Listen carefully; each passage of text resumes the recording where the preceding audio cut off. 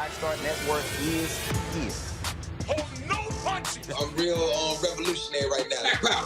Support this man, Black Media. He makes sure that our stories are told.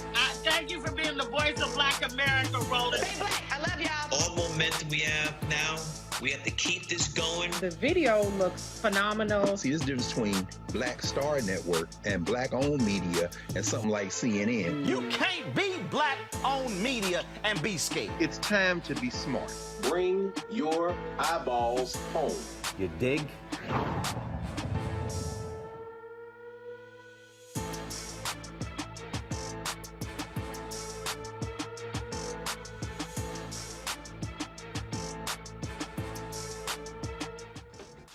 We made it through the week. It's Friday, February 18th, 2022.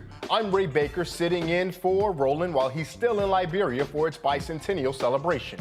We'll hear from him a little later in the show, but for now, here's what else we've got coming up tonight on Roland Martin Unfiltered, streaming live on the Black Star Network. 24 months, 16 months in prison, and 8 months on supervised release. That's the sentence for Kimberly Potter she received for killing an unarmed black man, Daunte Wright. We'll let you hear Hennepin County Judge Regina Chu's reasoning behind the ruling and how Daunte's family feels about this so-called punishment. Journalist Georgia Fort has been following the case since Potter fired those fatal bullets on April 11th of last year. She'll be here to tell us what the atmosphere is like in Minnesota. And do you all remember the black man who was trying to save his autistic client from being shot by cops and he ended up taking a bullet? Well, the Florida Appeals Court overturned the conviction of that Miami police officer who fired the gun, injuring the man who was trying to help his patient. And this is NBA All-Star Weekend, and Howard University, HU, and Morgan State, Baltimore's own, are going head-to-head as the NBA expands their support of historically black colleges and universities. We'll have a preview of that game. The Southern Black Women and Girls Consortium awards more than $2 million to organizations that serve Southern black girls and women. We'll learn more about that. And in our Education Matters segment, you'll meet one woman who had the desire to show the world that simply B is for Black Brilliance. We have all this and more coming up. It's time to bring the funk on Roland Martin Unfiltered, streaming live on the Black Star Network. Let's go. He's got it. Whatever the biz, he's on it. Whatever it is, he's got the scoop, the fact, the find. And when it breaks, he's right on time and it's rolling. Best believe he's knowing. Putting it down from sports to news to politics. With entertainment just for kicks, he's rolling. It's on go, roll, y'all. It's Roland Martin, rolling with Roland now. He's funk, he's fresh, he's real, the best, you know he's Roland Martin now.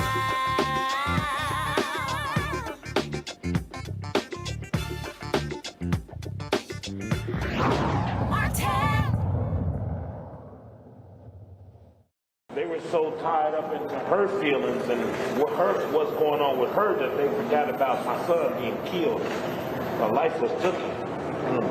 And it's just sad to say that I feel like we was tricked. So once again, we are standing here to say that we're very disappointed in the outcome.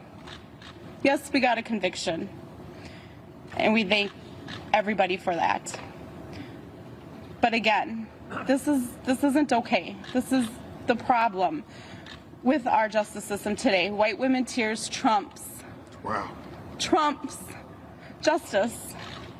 And I thought my white women tears would be good enough because they're true and genuine. But when they're coerced, coached, and taught by the defense attorney, I guess we didn't have a win in this at all. That was the reaction from Daunte Wright's mother and father. After Judge from Hennepin County and Hennepin County Judge Regina Chu gave ex-Minnesota police officer Kimberly Potter, who said she mistakenly pulled her gun instead of her taser, a 24-month sentence for killing her son. Let's take a listen to Judge Chu. This is This is one of the saddest cases I've had on my 20 years on the bench.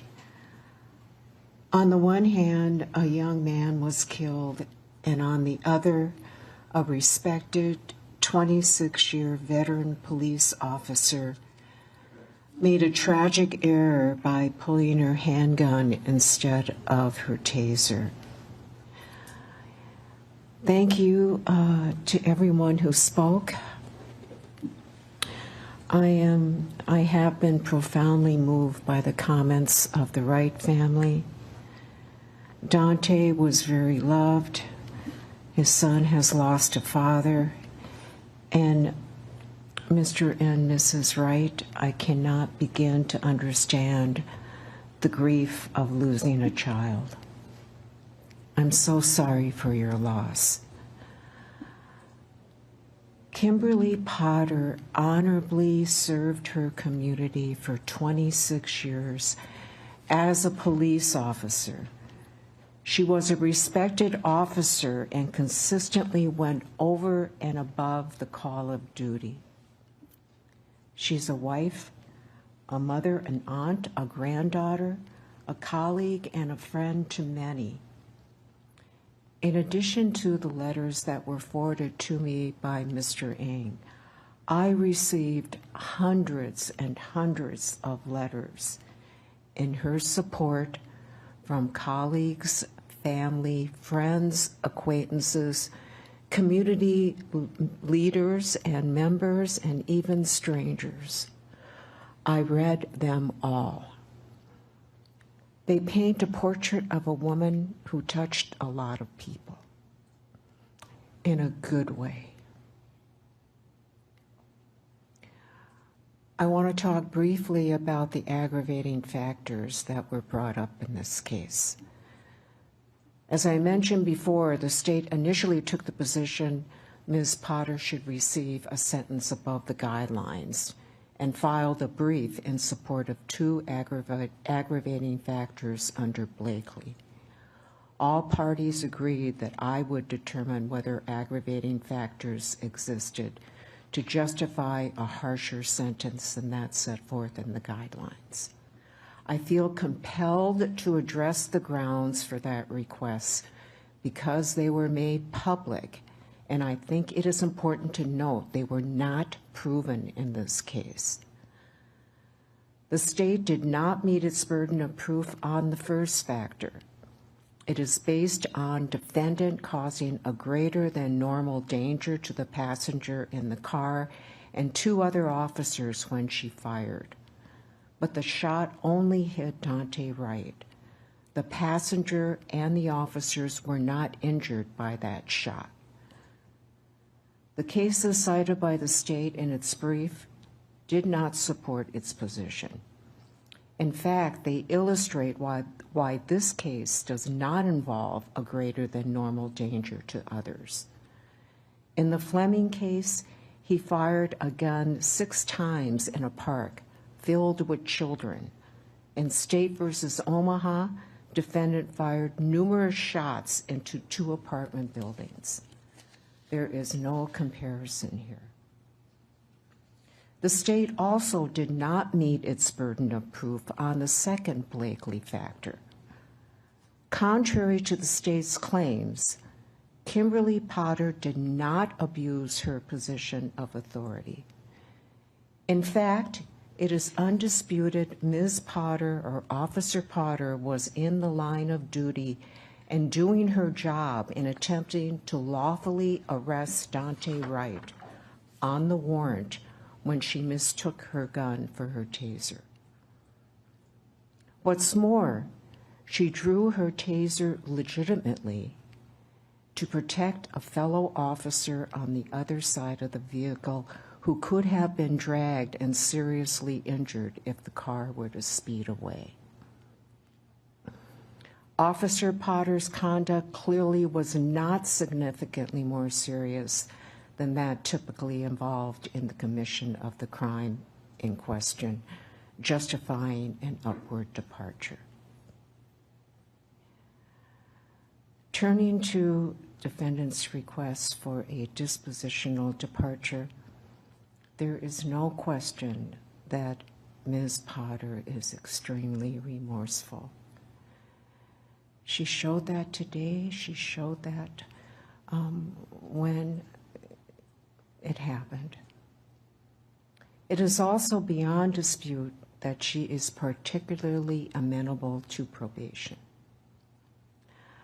But the court retains the discretion to make departure decisions independently. The court is not required to depart even where mitigating factors are present, and that's set forth in State versus Birch, 689 Northwest 2nd, 276, affirmed by the Supreme Court, 707 Northwest 2nd, 660. This has been an extremely difficult decision. In making my decision, I looked to the purposes of incarceration. There are 4: retribution, incapacitation, deterrence, and rehabilitation. 3 of the 4 would not be served in this case. Incapacitation refers to the physical removal of a convicted person to prevent them from committing future crimes. That is not an issue in this case. Kimberly Potter does not present a danger of future crimes, obviously. Deterrence refers to the prevention of future crime and the idea that those who have committed crimes will be discouraged from reoffending after experiencing punishment. That purpose would not be served here. Rehabilitation is also not a purpose that would justify incarceration in this case. Ms. Potter does not require rehabilitation to become a law-abiding citizen. Retribution, or serving time as a way for a convicted person to pay for the harm inflicted on a victim, is the sole purpose that applies in this case. And in this case, a young man was killed because Officer Potter was reckless. There rightfully should be some accountability. Sentencing guidelines are just that. They are guidelines that inform a judge regarding sentencing for various crimes. They are not set in stone. The court has the discretion to depart from guidelines depending on the particular facts of a case. A downward durational departure is justified if a crime is less onerous than typical. Put another way, if the conduct is significantly less serious than that typically involved in the commission of the crime, sentencing below the guidelines is justified. I find the facts and circumstances here justify a downward departure from the guidelines. First, Officer Potter's conduct was significantly less serious than your typical manslaughter case. The misdemeanor predicate for the manslaughter count was reckless handling or use of a firearm. Here, everybody agrees, and the evidence is undisputed, that Officer Potter never intended to use her firearm. She mistakenly drew her firearm at all times, intending to use her taser. There were police officers and experts who testified that the use of her taser was reasonable and appropriate under the circumstances presented for officer safety reasons. The fact she never intended to draw her firearm makes this case less serious than other cases. Second, the scene was chaotic, tense, and rapidly evolving. Officer Potter was required to make a split-second judgment. That constitutes a mitigating circumstance. Finally, unlike other manslaughter 1 cases, Officer Potter's actions were not driven by personal animosity toward Daunte Wright. Instead, she was acting in the line of duty in effectuating a lawful arrest.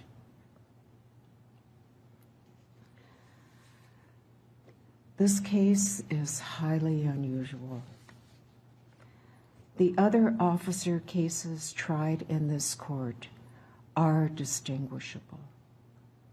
This is not a cop found guilty of murder for using his need to pin down a person for 9.5 minutes as he gasped for air.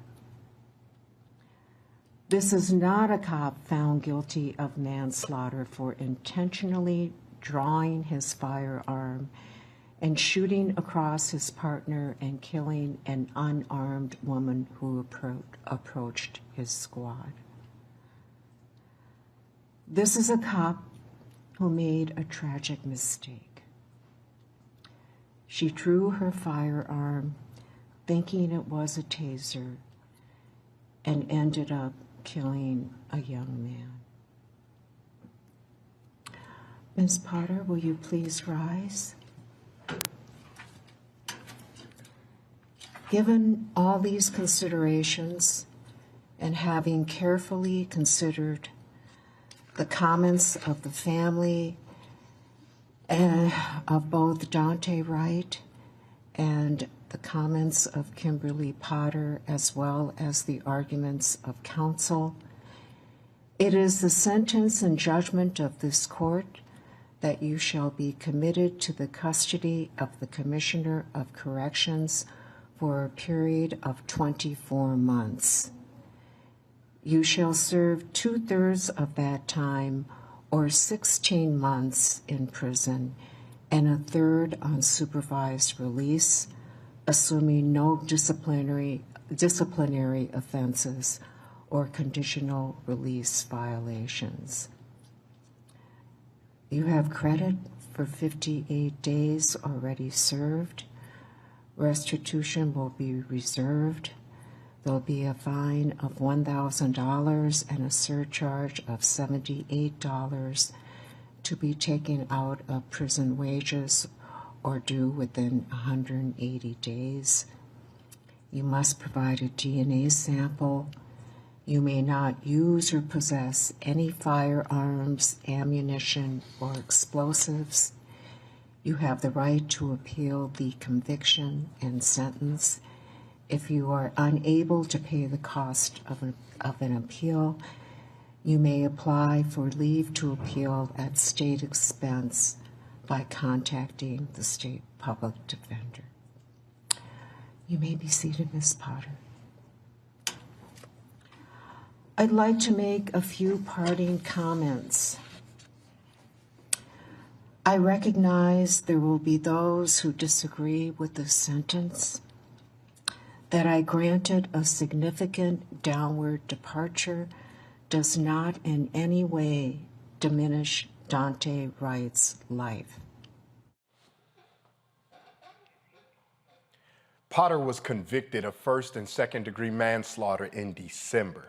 Joining me now is journalist Georgia Fort, who has been covering this case in the Brooklyn Center. Georgia, tell us a little bit about what the atmosphere is like. We've heard from Daunte Wright's parents, but the activists who've been really agitating on the street, those who may have been in the community, the journalist advocates that we heard that responded to Amir Locke getting shot. I'm sure this has to have riled those folks up. Tell our audience about that, please.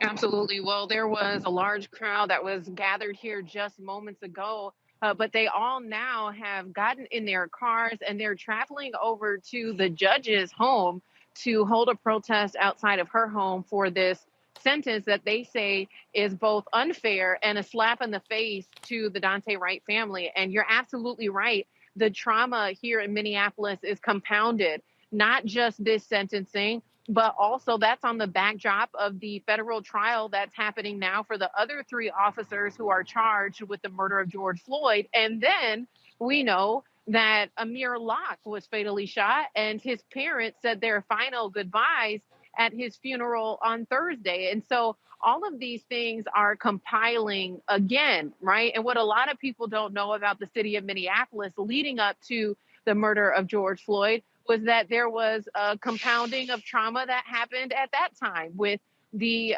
death of Jamar Clark, as well as Philando Castile, and so many others. And so what we heard from activists today outside of the Hennepin County Government Center was that they feel that the people in power, the mayor, the interim police chief, legislatures, lawmakers are not listening.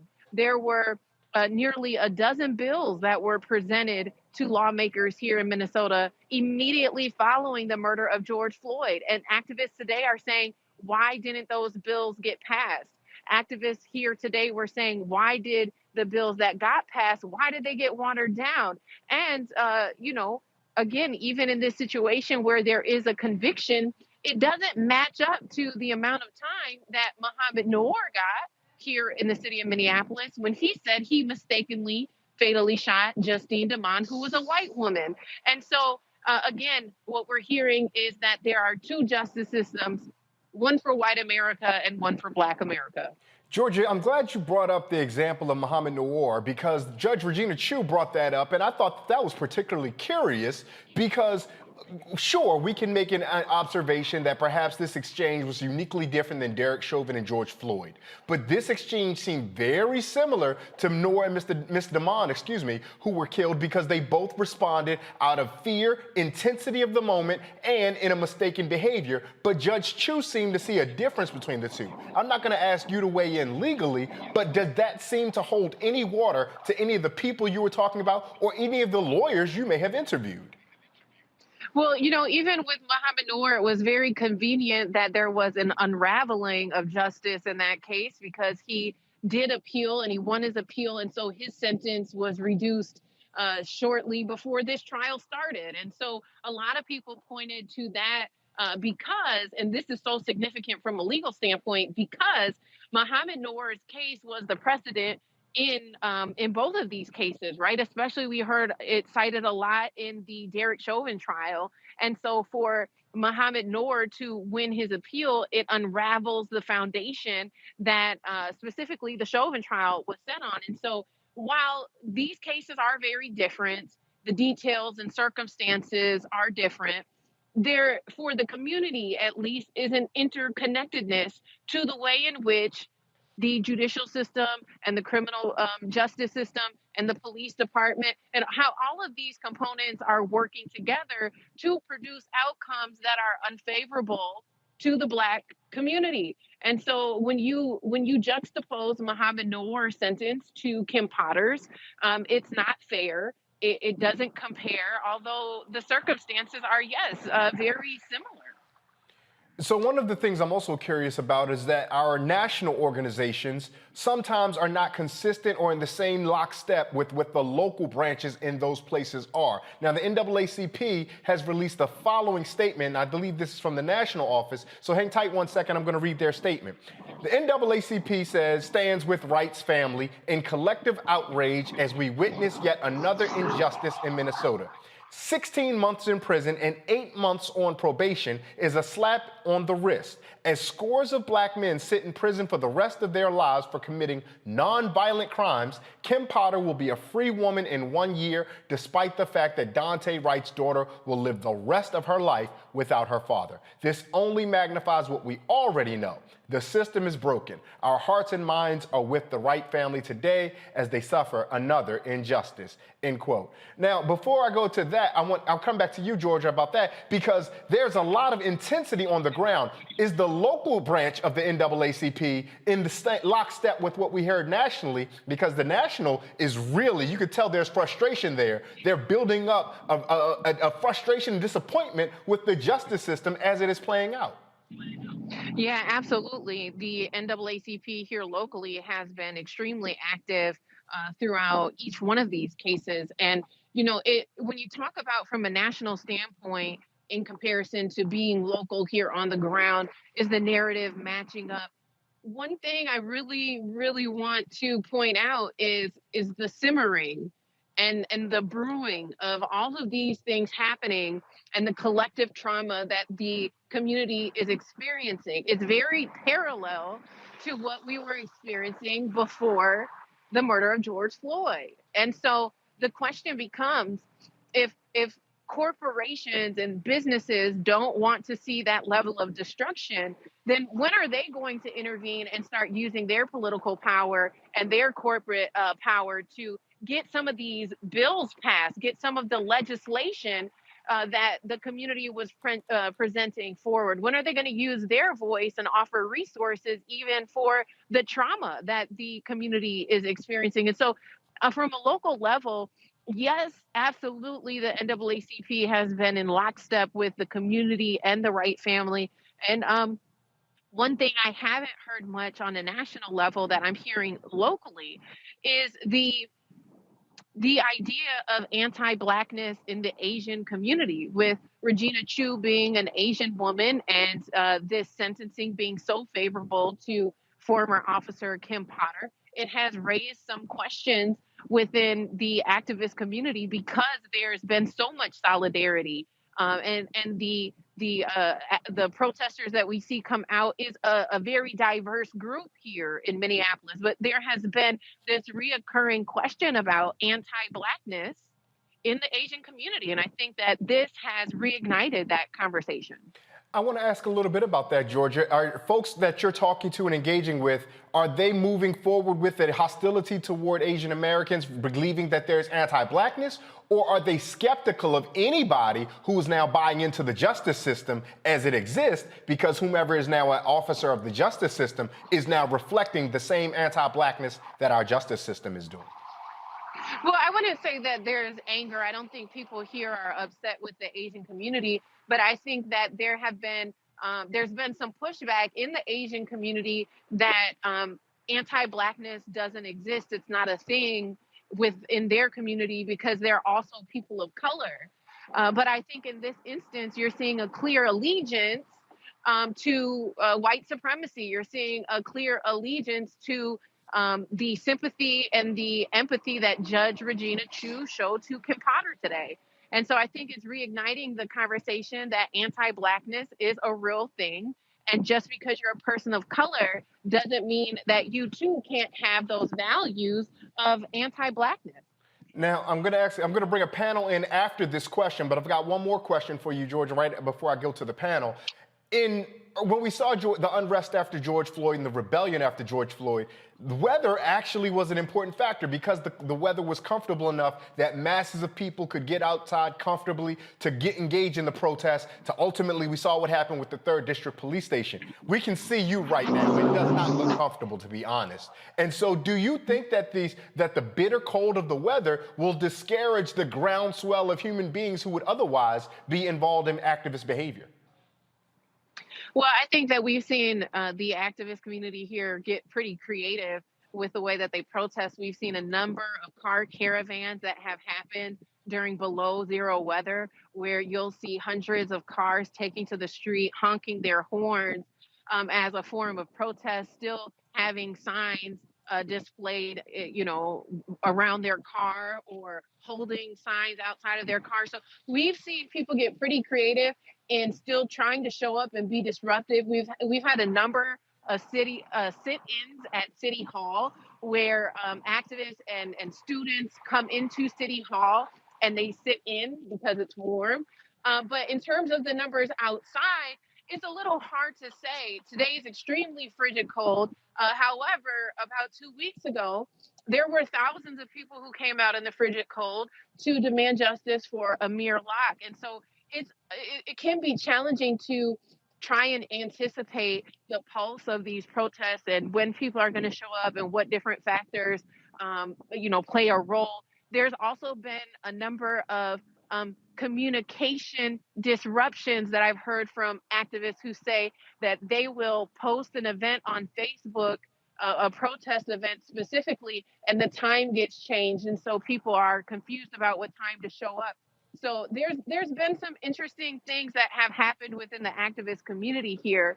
But in terms of numbers, I mean, just last week we saw thousands of people out in the street demanding justice for Amir Locke. And so we're going to continue following the community response to the Kim Potter sentencing. Like I said earlier, there was a number of people gathered here moments ago that have now left in a car caravan to the judge's house. So I'm actually going to head over there and live stream what that scene is like as soon as we get done. Real quick, before you go, tell folks where they can find and follow that live stream so they can also get up to date if they can't catch it right now because they're watching the show. But if they want to come back a little bit later and make sure they've taken a look at it, tell folks where they can find that. Absolutely. If you look up georgiafort.com, you can connect to all my social platforms, and we'll be live streaming to Facebook, YouTube, and Twitter. Georgia, stay warm. Go get somewhere warm. We thank you for being on the ground covering this. Enjoy your weekend. Absolutely. You as well. Thank you so much. We're going to pivot and bring in our panel now. We're joined by Michael Imhotep, the host of the African History Network show, Kelly Bethea, JD, communication strategist, and Xavier Pope, host of Suit Up News and the owner of Pope Law Firm. Everyone, thank you so much for joining us. Xavier, I'll start with you because this is a legal question. You heard Georgia and I call back to Muhammad Noor's example when Justine Damon, Miss Damon was shot, and how similar it looked to us, but neither one of us are legal experts, so I defer to you. Am I out of bounds for trying to compare these two incidences? No, you're not out of bounds for comparing the incidents. In terms of a mistake being made by the officer. And even if it's a reasonable mistake, it was reckless. And that was the standard. And this is what the judge openly said. Judge Chu called Kim Potter's behavior reckless. And this goes beyond the scope of her duty.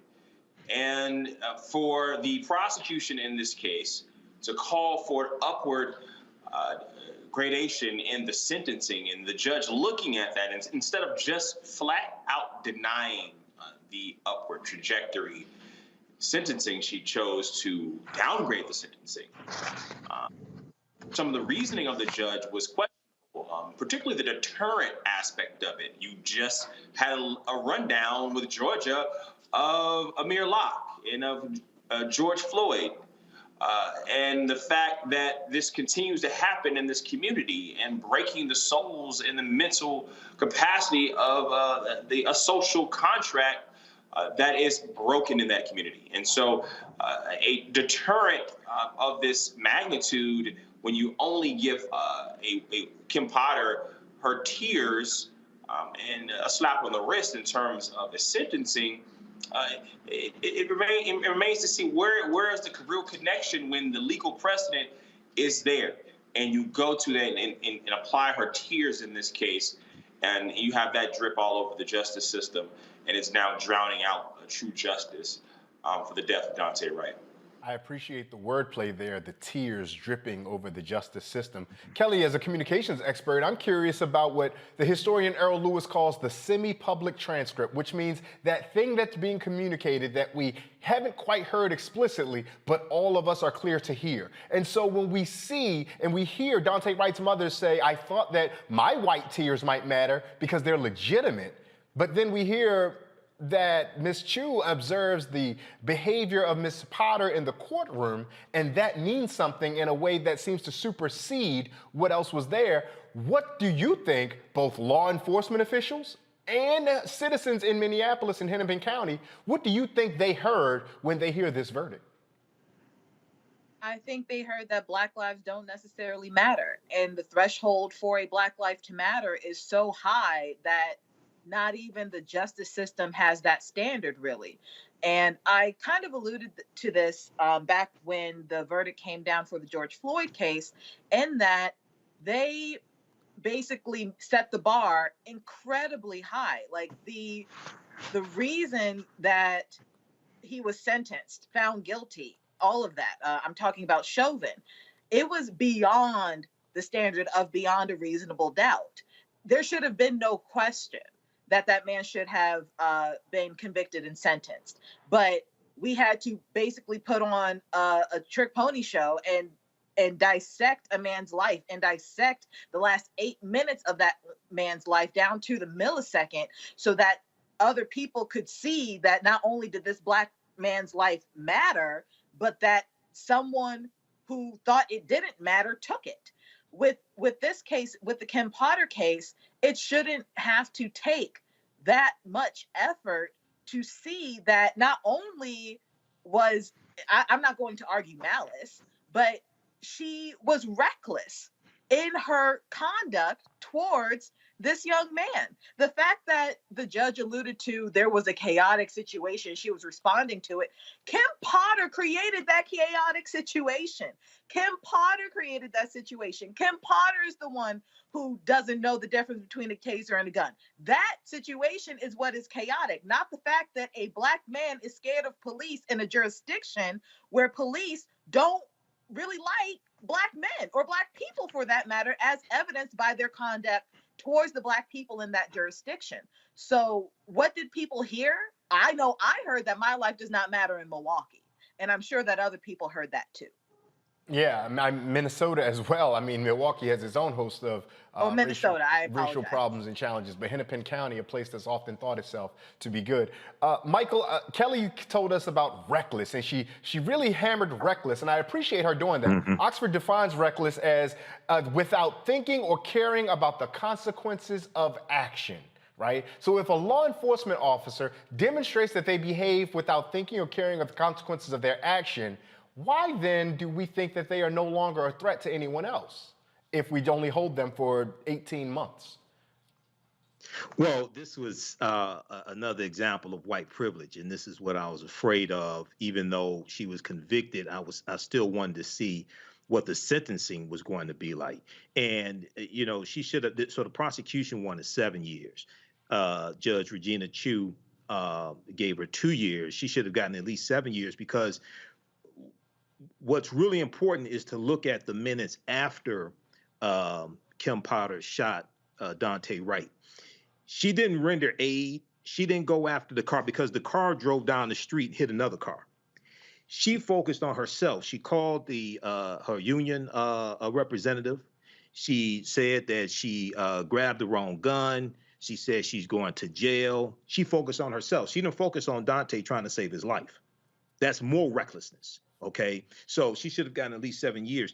But the other thing that I think is really important to understand is a couple of things. Number one, I watched it live, and you know, Judge Regina Chu, then after she renders her sentencing, then she wants to bring up President Barack Obama, talking about put yourself in the other person's shoes. Well, why don't you put yourself in the shoes of Daunte Wright's parents, who are there in court grieving, trying to get a just sentence for their son who was wrongly killed and won't see his own son grow up.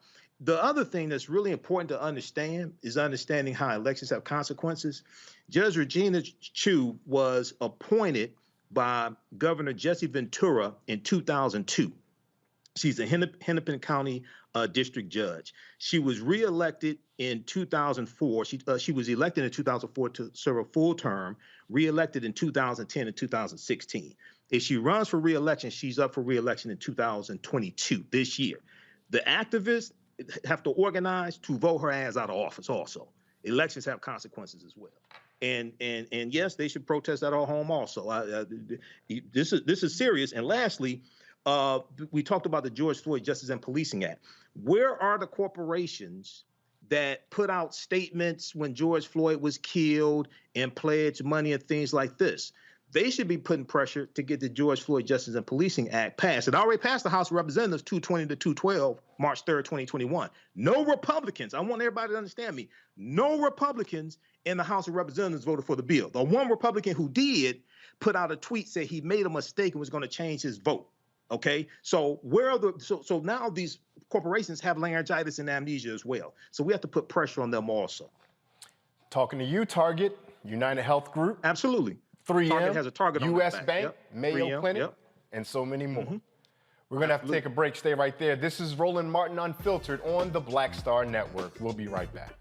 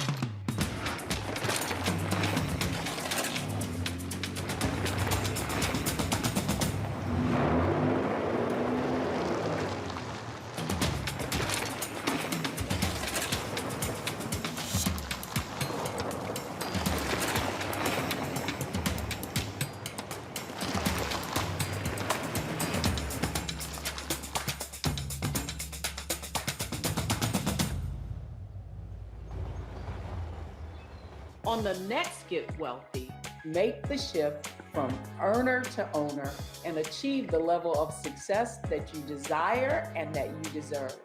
You have to know your worth. You can't settle for what someone is going to give you. You've got to take ownership and be prepared to make some smart money moves. Oh my goodness, it's such a good feeling to achieve the goal that I set. If charity can do it, you can too. So watch Get Wealthy on the Black Star Network.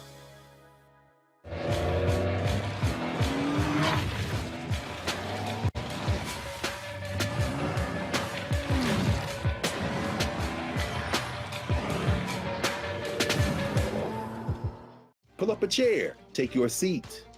The Black Tape with me, Dr. Greg Carr, here on the Black Star Network. Every week, we'll take a deeper dive into the world we're living in. Join the conversation only on the Black Star Network.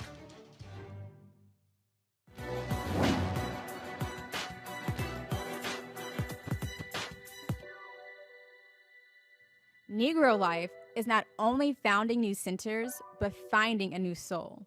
Scholar and critic Alan Locke.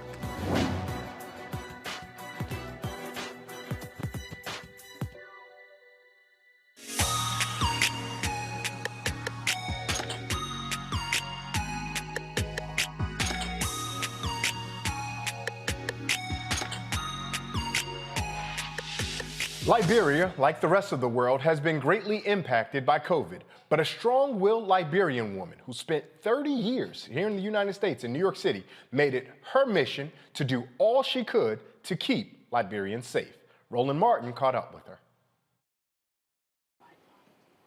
What they wanted to do. Someone went to go to the States because they have 2 homes. So they felt the weight. Now, we are beginning to bring it down. I am the national coordinator for COVID-19 response in Liberia, by the president. So now I decided to do 7 things. And as we can see, the numbers have gone down. Right. I decided to bring the vaccine center to help Ministry of Health and the incident managers. And notice the pushback on this vaccine. Let me do something to see how they can come. So I started giving them food packages. Right. I started with the youth, the troubled youth. And they started coming in, get the packages from them. They call their friends to come in. So we vaccinated 400 of them. There you go. And then you have women coming in. Right. Young people coming in. Now we have the 12 to 17. They're not supposed to come here, they're supposed to be in the schools. Right. But they are coming to. Okay. Our platform is the best. We do it all the way. You come in, we register you, we vaccinate you, we observe you, then we certificate you. You have to have that VRN, that vaccine registration number. It's for all over the world. Okay. It's helping a lot of people. Good. So this is what I'm doing. I've done over 27 to 28,000 people already. Wow. In this Awesome. little space. Got it. Yes. All right. We're working 7 days a week. Okay. And the message is out, everybody's coming. So I'm very pleased. All right. Great job. Yeah, you haven't had any deaths at all. Wow. Even the cases, they're all the way down. Good. There are some days that they are just 2, some days 1, some days 0. Glad to hear. No deaths. Glad to hear. Yes. That's how you do it. For the purpose of, give your name.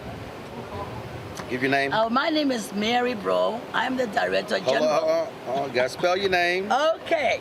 Mary, of course you know Mary. The last name is Broh, B-R-O-H. I am the Director General for General Services Agency here in the Republic of Liberia. I'm the former mayor of the city of Monrovia. I was also a passport director, and I was also at the port, at the free port of Monrovia. And so I'm so happy to see you. Glad to be here. Mr. Roland Martin. You know, I'm a New Yorker, you know. Well, I'm glad to be here. I'm so here. happy to see you, and thank you for coming. And this is just a blessing to our nation. I appreciate it. Such a good... I appreciate it. You looking mighty colorful there, too. Oh, yes, I am, you know. And I'm 70 years old now. Okay. I'm getting older, so I will soon be leaving the stage. But I will do some volunteer work. And I'm teaching a lot of young people how to volunteer their services. But it's good to see you. I appreciate it. Thank you. Thanks a bunch. For coming to commemorate with us on the 200 years of freedom. I appreciate it. Okay. All right, you take care. All right, have a good one. All right, be well.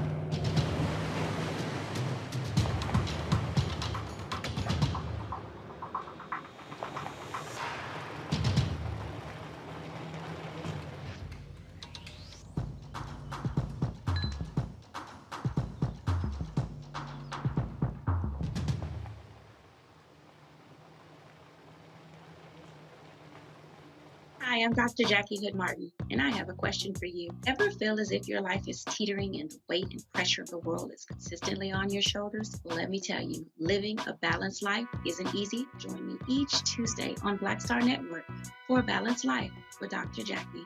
We'll laugh together, cry together, pull ourselves together, and cheer each other on. So join me for new shows each Tuesday on Black Star Network, A Balanced Life with Dr. Jackie.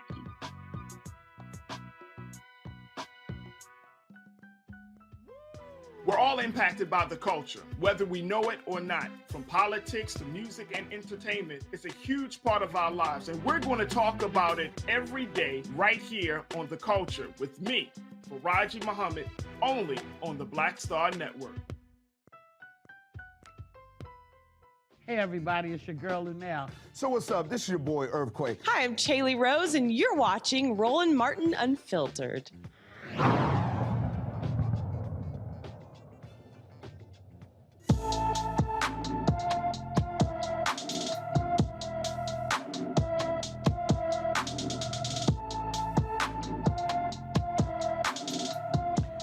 Treasure Dorsey disappeared from Norfolk, Virginia on February 11th, 2022. The 17-year-old is 5 feet 5 inches tall and weighs 120 pounds with brown hair and brown eyes. Treasure was last seen wearing a green hoodie with a smiley face, black jeans, sneakers, and a ring on her left hand. She has a scar on the left side of her upper lip. Anyone with information on Treasure Dorsey's whereabouts should call the Norfolk Police Department at 757-664-7000. A Florida appeals court overturned the conviction of an ex-Miami cop who shot an unarmed autistic man and his caretaker in 2016. Arnaldo Rios Soto, who has severe developmental disabilities, ran away from his group home, sat in the middle of the street to play with a toy car. Now, his caretaker, Charles Kinsey, laid down on the ground with his hands up, telling officers they had no weapons. Jonathan Aleda was the only officer who fired a weapon, striking Kinsey. Aleda testified he thought Kinsey was in danger. The appeals court ruled that the lower court was wrong in not allowing information about Aleda's hostage situation training to be brought up in court. Aleda was convicted of negligence but acquitted of attempted murder charges. Whether Aleda will be retried in the case will be up to Florida state's attorney. In Ohio, a federal judge says a former sheriff's deputy who fatally shot a black man was not acting as a federal agent, sending it back to state court. Jason Meade, a now retired sheriff's deputy, shot Casey Goodson 5 times in the back as he entered his grandmother's home in December 2020. Meade was not on assignment as a Marshals Task Force member when he fatally shot Meade and had no authority to arrest him. Now, Meade faces 2 charges of murder and 1 count of reckless homicide. Also, in Indiana, elementary school parents received a letter giving them the option to opt out of Black History Month lessons.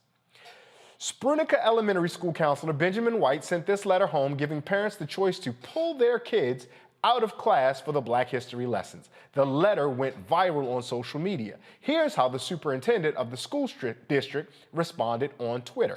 He says, quote, "Earlier this week, unauthorized by Brown County Schools, was released to elementary school families erroneously advising our students and parents that they could opt out of certain instruction regarding Black History Month," close quote.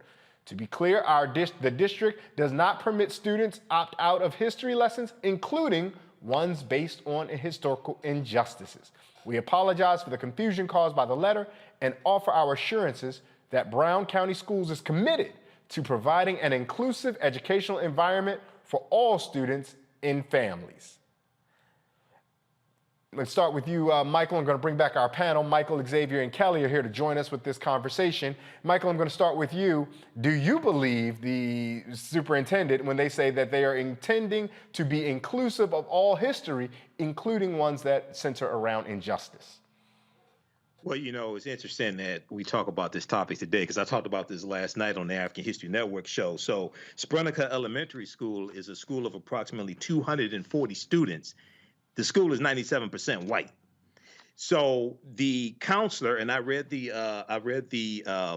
memo that the letter that the counselor sent out, Benjamin White, and at the bottom there's a place where parents can sign off to opt out of the Black History Month lesson.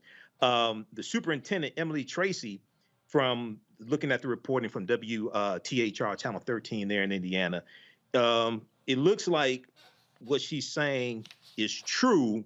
However, I want to see how this matter is fully handled. Okay, I want to see how this matter is fully handled. I don't know. I haven't been able to find out how many parents opted out or if any parents opted out either.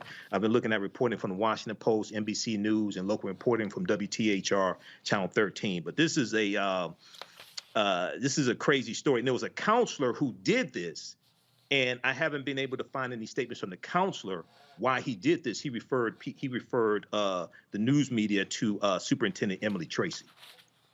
And Kelly, when you hear what's going on, I mean, this seems to us, can keep in mind, Ohio is set to pass 3 anti-CRT bills. And we already know, we've done it, work here. CRT is not being taught in K through 12 education. It's really just a facade to keep folks away from being honest, a reckoning of the United States history. Given all the details that Michael just put before us, is your takeaway anything other than they were trying to shield these white students from the truth about the country they call home? That's interesting that you say shield. I don't know if it's shield so much as just be in denial about it. Because I don't even know if they know what the history is, right? I think people, white people specifically, are so afraid of the truth that they are willing to do whatever it takes to just not showcase it, not to bring it to light. And we've seen this in our history, ironically. I mean, most recently, not that I've recently learned it, but most recently, a lot of us learned just how far legislation and legislators in Oklahoma tried to hide the Tulsa race massacre for almost centuries, plural. Literally stripped it out of history books, forbade it to be spoken about on a communal level. So, I mean, you have that with Tulsa, with Rosewood, with Seneca Park in New York. And it's not necessarily about shielding so much as it is burying. Like, they just do not want to talk about it because we have this facade of whiteness that is good, that is pure, that is, the standard. And when you start dismantling the pedestal that they put themselves on, people get shook about it. So I understand just from an objective perspective why they would not want the truth to come out. But I don't think it's shielding so much as it is burying and frankly just being in denial about what has really gone on in this country. Xavier, you have some experience in your background and spent time up in the Chicagoland area, very familiar with the Midwest. So often folks hear about these kind of stories and assume that it's something from the South. Can you speak to the audience a little bit about how some of these pervasive ways of historical negligence about anti-Black sentiment and an unwillingness and uninterest to engage the fullness of the American story, particularly regarding Black people, also thrives in the Midwest just as much as it would in the South or other places? Yeah, great question. The Great Migration that many African Americans chose to come from the South to make a better life for themselves. And I think that's part of the narrative we're also missing here. We all grew up with the kings and queens of Africa all over in our classrooms, the various calendars depicting the different accomplishments of African Americans, the inventions, and things of that nature. The statement by the district was about injustices, but it basically assumes that African Americans were only enslaved and fought in civil rights, when African Americans have contributed to the greatest advances in Western civilization, and also prior to in 1619, as Rihanna Jones liked to call it, but there was history of Black accomplishment in the world prior to coming over here to America as enslaved people. And so there's also contribution to art, and to architecture, and to music. There's so many different things that are richness of the Black experience that we've given this world. And it's worth teaching in the classroom to young kids just as much as teaching injustices. Yeah, that's a great point. And I think it's important that all of our viewers make sure they know that and take away. We're going to have much more about that Black brilliance, about the kindness and importance and greatness of Black people absent injustice on the other side of this break. You're watching Roland Martin Unfiltered, streaming live on the Black Star Network. We'll be right back.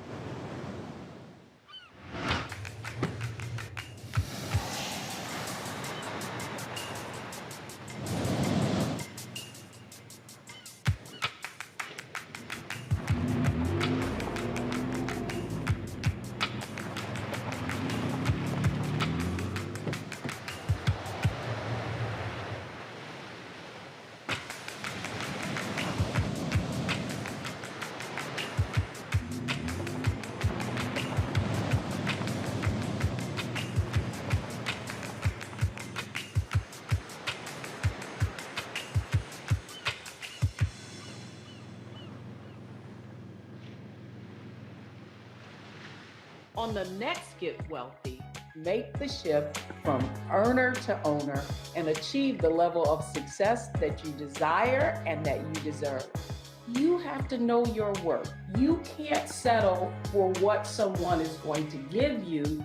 You've got to take ownership and be prepared to make some smart money moves. Oh my goodness, it's such a good feeling to achieve the goal that I set. If charity can do it, you can too.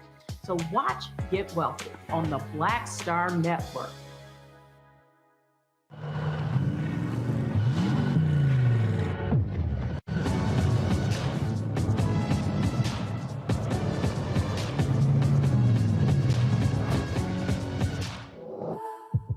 Pull up a chair, take your seat. The Black Tape with me, Dr. Greg Carr, here on the Black Star Network. Every week, we'll take a deeper dive into the world we're living in. Join the conversation only on the Black Star Network.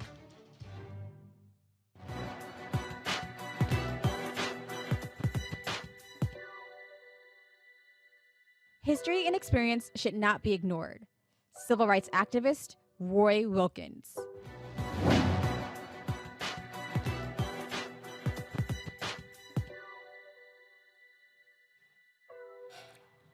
The first ever NBA HBCU Classic between the Howard University, HU, and some school in Baltimore called Morgan State University will take place in a nationally televised game for All-Star Weekend, a part of the NBA's All-Star Weekend festivities. The league is expanding its support of historically black colleges and universities with this.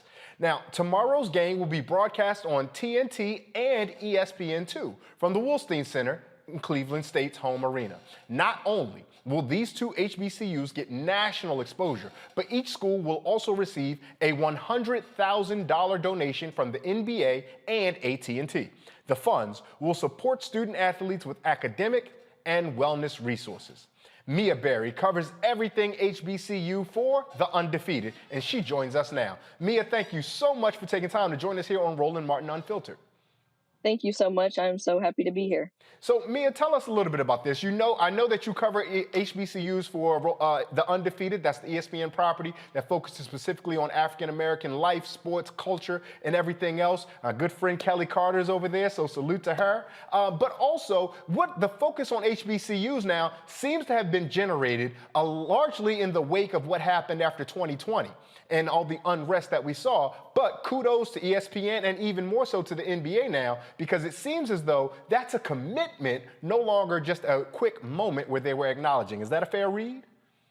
Absolutely. It's not just the NBA, also the NFL. I recently went to the NFL's first ever HBCU Combine. So you have multiple professional leagues taking the opportunity to make these investments into HBCUs. And the drawback and the feedback I'm getting from student athletes and coaches, they're excited. They want this type of national exposure. You know, there's always a stigma around HBCUs for their student athletes. You know, guys don't know if they could pursue those professional aspirations. So seeing different leagues commit to HBCUs, commit to giving them exposure has been good all the way around.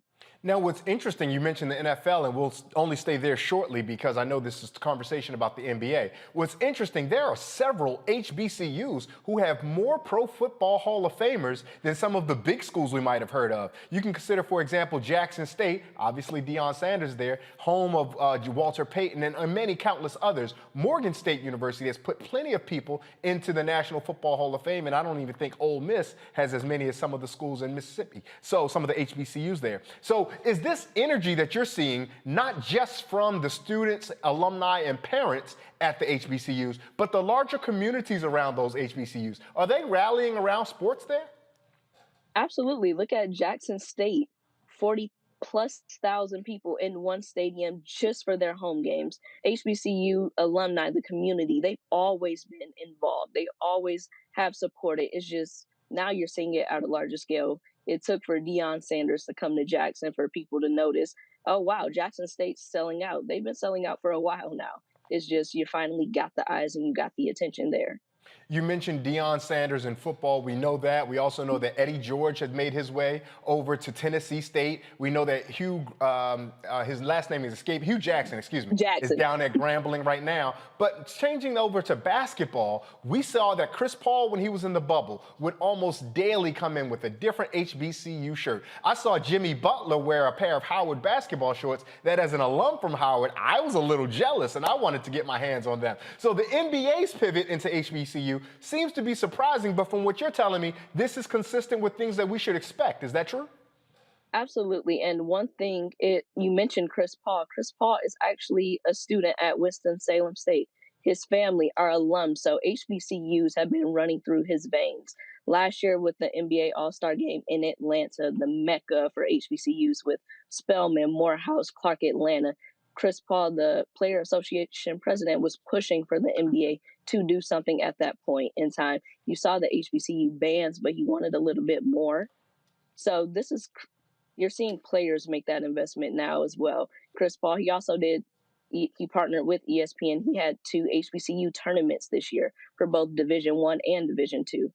So I remember you're seeing players buy in. I'm sorry, forgive me. I remember that. Was that the one that we saw earlier this year where Delaware State competed against North Carolina, Norfolk, if I'm not mistaken, or North Carolina Central? Is that the same one we're talking about? Yes, that's one of 2. That was the Division I. Division II, you saw blue bloods like Virginia Union, Ben Wallace, famous alum. Yeah, Ben Wallace there. So this game coming up, Morgan versus Howard, they played against each other in Baltimore. And in a regulation game, Howard scored 90 points, Morgan scored 80 points. And I mean, for HBCU or even college basketball, because quite honestly, if you watch the University of Wisconsin, it's not always a score fest there. But for college basketball, that's really good scoring. So what can we expect in a basketball sense out of this game from these 2 schools? Out of these 2 schools, you're going to expect a battle of the backcourts. Howard currently 3rd in the MEAC right now. I expect graduate student Kyle Foster and freshman Elijah Hawkins to be the difference maker for those teams. Same thing with the backcourt for the Morgan Bears. You have Deterion Ware, and you also have Malik Miller. So backcourts are going to be important for both schools. When they first met up, Kyle Foster had an off game. 3 points, a huge drawback from his usual 16, but now he's developing a rhythm. 4 out of the last 5 games, 20-plus points. So I'm expecting to see this game's going to be determined by which backcourt does the most, which backcourt is going to make those plays down the stretch. A quick shout out to our friends over at HBCU Game Day. You can follow them on Instagram and whatnot. Also, Donald Ware from Press Box and Press Row, organizations that have been covering HBCU sports for a long time. And I'm surprised that you did, and HBCU Game Day, are the ones who had the viral internet video of, I believe it was Kyle Foster from Howard with a monster dunk on another player that really trafficked and showed that HBCU athletes have just as much athleticism as we can see from other athletes across the country. Yes? Absolutely. And not just the viral video, we have other HBCU coaches, namely Tennessee State, Brian Collins. He partnered with Vanderbilt earlier this season for an HBCU combine because he knows the talent. He's seen the talent every day. He plays against it. He just wants this talent to be shown on a national level. Right now, the NBA's only HBCU player is Robert Covington, who plays for the Clippers. And hopefully with the added exposure, hopefully in the next couple of years, we're going to see a couple more HBCU players in the league. And you mentioned Vanderbilt, and if I'm not mistaken, isn't Jerry Stackhouse the head coach there? Because Jerry Stackhouse has some North Carolina ties, and although he went to the University of North Carolina, there is no way you can be anywhere near Durham and not know about basketball at North Carolina Central. I know there are some famous pickup runs between Rasheed Wallace, Jerry Stackhouse, all down at Central. And Lavelle Moten had a documentary series on ESPN or ESPN Plus, if I'm not mistaken, chronicling Central's basketball season during the pandemic-afflicted season. Is that correct? Absolutely. ESPN Plus is Why Not Us? And you kind of got to saw Coach Moten and his team battle through COVID. That was the issue. A great season for them. They were expecting to win the MEAC, got cut by COVID. Last year they dealt with COVID. I talked to Moten earlier this season about it, and he said, and I quote, "We were the most impacted team by COVID.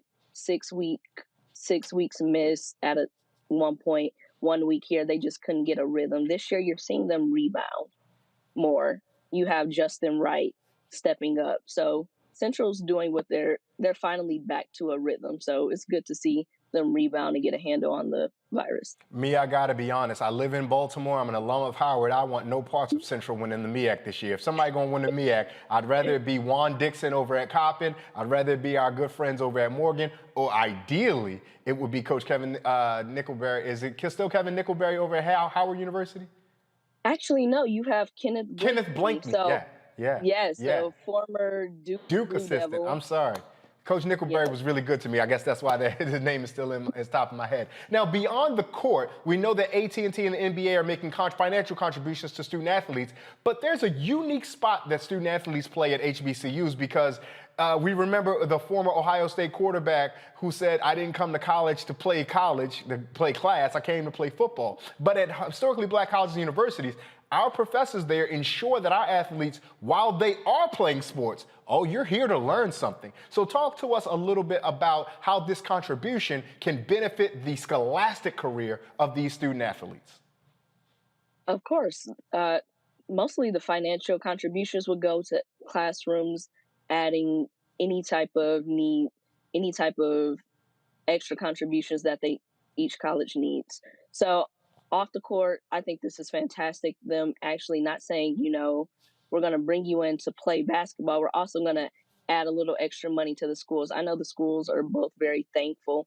I'm not sure just yet where the money's going to be put toward, mostly scholastic, but that's something I'm definitely going to follow up on. And that's something that we're really excited about because we are excited that at HBCUs, when our athletes bring money back to the university, if it's something that's affecting the classroom, all of our students, regardless of whether they're athletes or not, get to reap in the spoils of that. Isn't that the beautiful spirit of collectivism of people of African descent? Mia, tell folks where they can find and follow you if they want to keep up with your work and what you're doing over there with the Undefeated. Absolutely. If you want to follow my work, you can see it on www.theundefeated.com. And you can follow me on Twitter at I am Mia Berry. Mia, thank you so much for your time. We appreciate you taking time to converse with us right here on Roland Martin Unfiltered, streaming live on the Black Star Network. Have a great weekend. Enjoy All-Star Weekend. Who's your pick for the All-Star MVP before we let you get out of here? I'm going to go King James. Oh, I think he's getting a little old. He might not want to participate in all the All-Star games or anything like that. But we appreciate you. And you know what? Before I let you go, though, not just who's your pick for the All-Star, three-point contest. You got a favorite? Ooh, not just yet. It's a toss-up for me. Three-point contest is never who you think is going to win is going to win. That's true. That's true. And the dunk contest. I like Jalen Green. As someone that's seen him in person, his athleticism, his bounce is phenomenal. I can't wait to see. Hopefully he comes up with something creative. And the most important question of the weekend, who's going to win tonight's Celebrity All-Star Game MVP? I have no idea. They didn't teach you that in journalism school, did they? That's you would come on television and someone asks you who's going to win the Celebrity Game MVP. Well, that's what happens when you come on Black Media. We're going to have fun. We're going to make sure we get the information out, but we're going to have some fun with you. Yeah. Mia Berry, thank you so much for your time. We look forward to all your fantastic reporting on HBCUs here at the Undefeated. Thank you.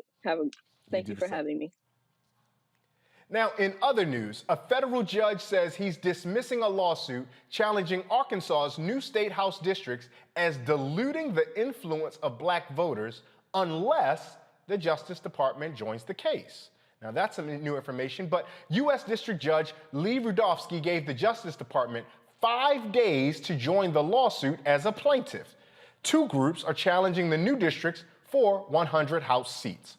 The ruling comes days before the one-week filing period for state and legislative offices begins in Arkansas. The redistricting plan created 11 majority black districts. The group says there should be more. Going to go back to our panel now. We're joined by Xavier Pope, we're joined by Kelly Bethea, and also Michael Imhotep. Kelly, we're seeing all types of redistricting challenges and issues squaring off in courthouses all across the nation. Should we be looking at this as an isolated incident regarding Arkansas, or should it be taken in the most aggregate form that's there? I mean, without question, this is a totality of circumstances. Arkansas is certainly not an isolated event. You can trace what's happening in Arkansas all the way back to the Holder case, almost over 10 years ago at this point, where the Supreme Court more or less dismantled our current Voting Rights Act. And that more or less set the precedent for what we're seeing right now, in that states feel like they have the power to dismantle their own respective voting processes so that Black people can't vote the way that white people can vote. And that's really what it boils down to. The fact that white people see and feel their power slipping away, and minorities, Black people specifically, getting getting their power in their voice, in their vote. And they are doing whatever it takes to suppress that power, to suppress that vote, so white people, can retain whiteness and retain power. But no, what's happening in Arkansas is certainly not an isolated event. You can see that across the country. Arkansas, Texas, we just saw a case in North Carolina. Even Maryland had some bills that came down the pike. I don't think any of them passed, but they even had some scares, so to speak, regarding their voting processes. And it all stems from whiteness trying to be preserved. Michael, are you seeing it the same way, simply that whiteness is trying to be preserved here? Oh, absolutely. I mean, what's taking place right now is the same thing that took place after Reconstruction ended in the 1880s, 1890s. And you see, starting with the poll taxes in Florida in 1889, you see the Mississippi State Convention of 1890, where the white county judge that presided over the state convention, Solomon Saladin Calhoun, said, we're here to exclude the Negro. And they rewrote the Mississippi State Constitution and wrote into it poll taxes and literacy tests to suppress the African-American vote in the state that had a majority African-American voters. We saw South Carolina do this 1895, Louisiana 1898, Alabama 1901. So this is a continuation of going back to Shelby County versus Holder 2013 U.S. Supreme Court case that gutted Section 4 of the Voting Rights Act. This is white conservatives, white Republicans who see they have a declining population focused on maintaining control of the Supreme Court, the federal court, and who can vote as well. So this is why elections have consequences. This is why we have to educate ourselves on this and fight back against this. Now, Xavier, the thing that I'm curious about is this judge clearly sees that something is wrong here, but says unless the Justice Department intervenes, then he's just going to dismiss the lawsuit. Would it be activism out of the judiciary if he were to take some other course of action other than almost mandating that the Justice Department intervene? Well, the issue is the machinations of government may not necessarily have the wherewithal to bring these suits to bear in the first place. And maybe the judge was triggered by the fact that NAACP activist groups are bringing forth this lawsuit, but it significantly weakens the Voting Rights Act. Then it's already been weakened over time. And the fact that you're only limiting it to the Justice Department really makes it difficult, depending on the administration that's in office, what happens. And so it's just weakening and weakening. The Voting Rights Act is now weaker in 2022 than it was when Dr. King was assassinated. It's astounding, the same people who are standing up against African Americans having a free and fair shot to be able to contribute to their democracy, and using Martin Luther King and civil rights leaders as a shield for their racism, now support laws that put things before he ever stepped on the scene in the first place. And I appreciate that, and I'm going to follow up with you. I want to come back to you because we appreciate your expertise on this matter. The Judge Rudofsky, for those who don't know, was a Trump appointee. He had this quote where he said, there is strong merits that case that at least some of the challenged districts violate the Voting Rights Act, right? And so to your point about the weakening of the Voting Rights Act and the mechanisms in place, I don't want to sound like the radical who says throw it all away, but seemingly throw it all away, because it doesn't seem to be, their mechanisms, as you alluded to, Xavier, don't seem to be in place to serve the interest of justice, because Rudofsky, a Trump appointee, gets to say, well, if the Justice Department won't do anything, I will put my hands up. But as you alluded to, the Arkansas Public Policy Panel and the NAACP both appealed to the judicial branch, and the judicial branch is saying they have nothing to do. Is there, I don't want to be so pessimistic to ask, is there any hope for the system as it is? But quite honestly, is there any hope for the system as it is? We have to have hope for the system. I mean, otherwise, what are we doing here in the first place? That's number one. Number two, like was mentioned earlier by my colleague, elections do have consequences, and all the different Trump appointees, we look at the Supreme Court and what's happened at the highest level, but all through the different levels of the judiciary, well, there are a bunch of Trump appointees, and many of them not necessarily qualified to do the job to even sit on the bench in the first place. And so if you have judges that have a political bent and that you can't rely on their independence or real sound knowledge of the law and seeking to dismantle things as it goes, we're looking at decades potentially of the impact of the decisions that have been made to put them there in the first place. And that's where the hope of changing how we even consider looking at the judicial branch and reforming it as an institution has to start becoming serious to such discussions of activists as we move forward in this era. One of the things I'm curious about, Kelly, is that we saw that out of 100 House districts, only 11 of them will be majority black, but Arkansas has a 16% black population. The numbers just aren't adding up, even when it's obviously there to add up in that way. And so beyond the limits or the constraints of the system that we have, and beyond the question of voting, what recourse do black Arkansas residents, and forgive me for not knowing how Arkansas residents define themselves, but what course of action do they have beyond the course of voting? I'm not entirely sure. I mean, you certainly have protests. You certainly have boycotts. You can find out who these legislatures support and boycott those businesses. There are recourses. It's just a matter of exactly what they are, how serious are people when it comes to preserving the right to vote. You can, again, throw out a bunch of suggestions, but it's really about what people are willing to do and how to move forward in that regard. Outside of voting, that certainly is the most important one, I would say. But I mean, I would be looking back towards history and see how other protests were done, specifically in that state, because everything doesn't work everywhere. Michael, Xavier makes a good point. He says, if we're not going to try to work with the levers within the system, what are we doing here? Yet there is a community of activists, black and otherwise radical activists, who are very much on the tear it down and, to borrow from Joe Biden, build back better. But is there a way that we can do this in the short term that can ensure the rights and privileges that Arkansans deserve, while also attending to our larger needs to create a system that ensures justice for all of us?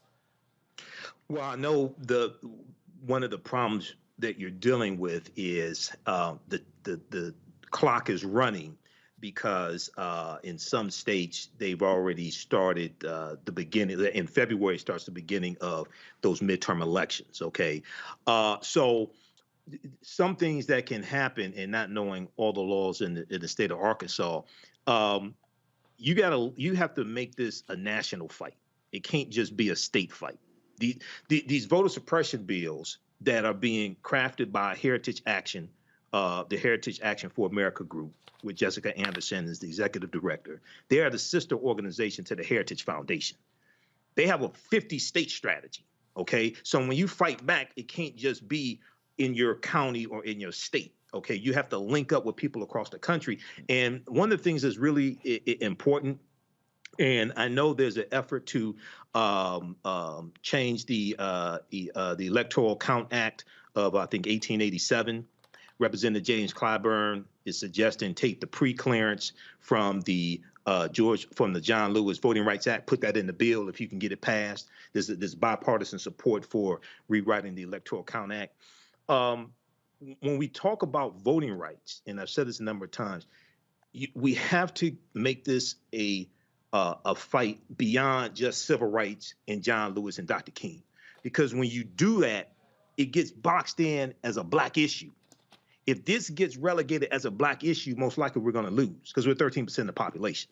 Okay, you got to talk about the 19th Amendment to the U.S. Constitution and white women's voting rights and women's voting rights, the 26th Amendment to the U.S. Constitution and college students' voting rights, because the 26th Amendment lowered the minimum age to vote from 21 to 18.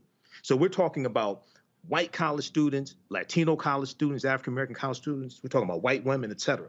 So we have to, it has to, and also we're dealing with women's reproductive rights, all of this, okay? So there has to be it has to be a coalition. It can't just be on the backs of African Americans for this fight.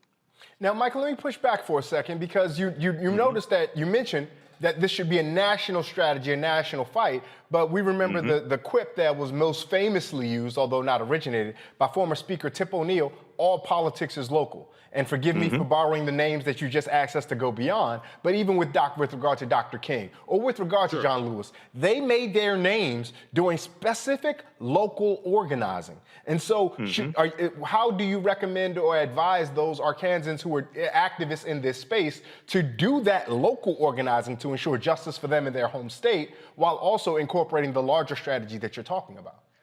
Well, you had local organizing, but at the same time, you had the attention of America when we talk about Bloody Sunday, March 7th, 1965. We talk about letter from a Birmingham jail. You had people coming from around the country, like Viola Louisa, who was a white housewife here in Detroit, who saw Bloody Sunday on her TV in the living room, drove down to Selma, Alabama, to help the African Americans organize, and she was killed by the Ku Klux Klan.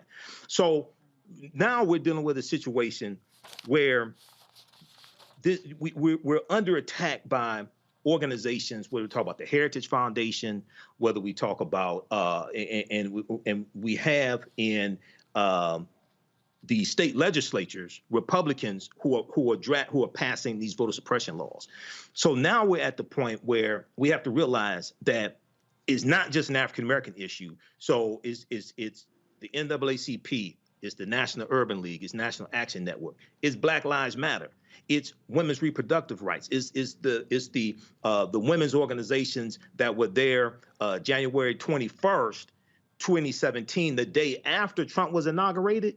And there's about 500,000 of them in Washington, D.C., and they were organizing all across the country, and they had rallies all across the country, is all these organizations. Because they're coming for all of us, okay? They're using African Americans as the foil, but when you see, for instance, there are 38 million disabled Americans who are voters, 38 million. When you talk about cutting out mail-in ballots, that hurts those disabled Americans, regardless of race, who vote through mail-in ballots, okay? So we have to get beyond it. We have to get beyond just Dr. King and John Lewis. I saw the commercials running, talking, and Dr. King talk about the filibuster, things like this.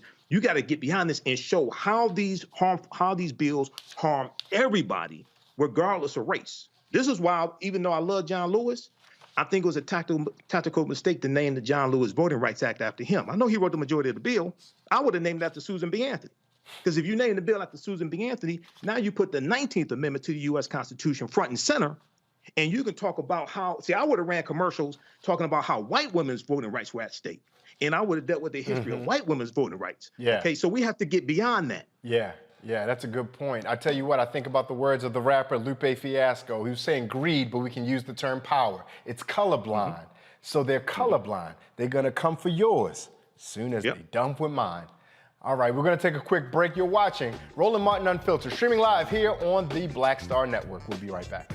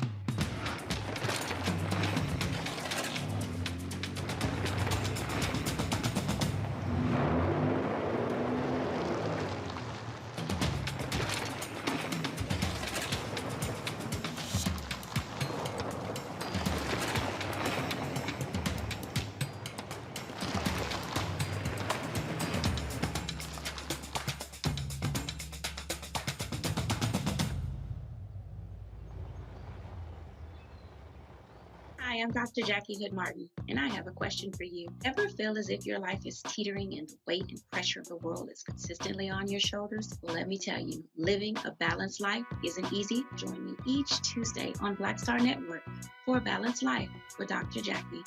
We'll laugh together, cry together, pull ourselves together, and cheer each other on. So join me for new shows each Tuesday on Black Star Network, A Balanced Life with Dr. Jackie.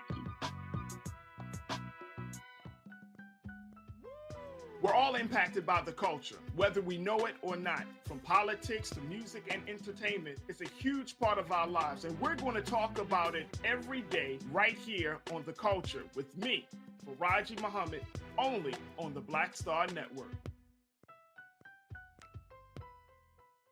Hi, this is Essence Atkins. Hey, I'm Deion Cole from Blackish. Hey everybody, this is your man Fred Hammond, and you're watching Roland Martin, my man, Unfiltered.